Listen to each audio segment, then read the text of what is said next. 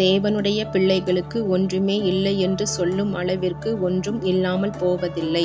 எவ்வளவு வறுமை, சிறுமை, பலவீனம் இருந்தாலும் அதில் ஏதோ ஒன்று அவர்களுக்கு இல்லாமல் போவதில்லை.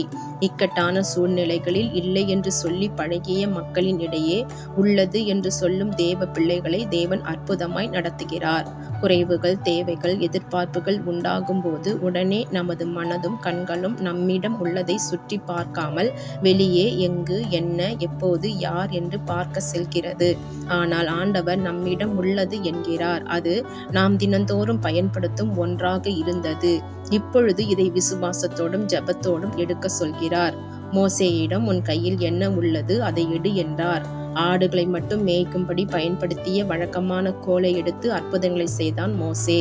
மனாசே கோத்திரத்தில் எளிய குடும்பத்தில் பிறந்த கிதியோனிடம் நீ ஒரு பராக்கிரமசாலி, அதை எடுத்து பயன்படுத்து என்றார்.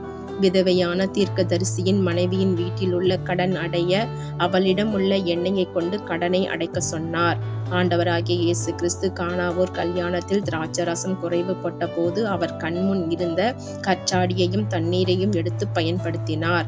இதுவரை வேறு விதத்தில் பயன்பட்டவைகளை தேவன் நமக்கு சொல்லும் போது அந்த பொருள், அறிவு, பலன், படிப்பு, உழைப்பு இப்போது வித்தியாசமான முறையில் புதுமையான காரியங்களாக தேவ ஆசீர்வாதத்தோடும் ஆவியானவரின் பலத்தோடும் செயல்படும்.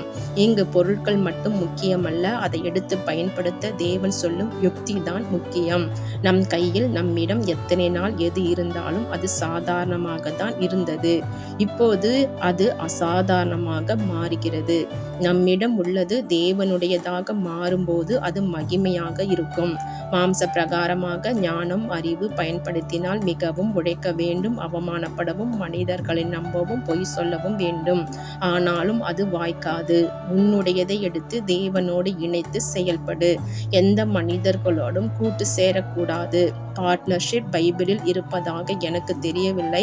தலைவனாக தான் இருந்தார்கள். அவர்களுக்கு வேலைக்காரர்கள், மேலும் நண்பர்கள் இருந்தார்கள்.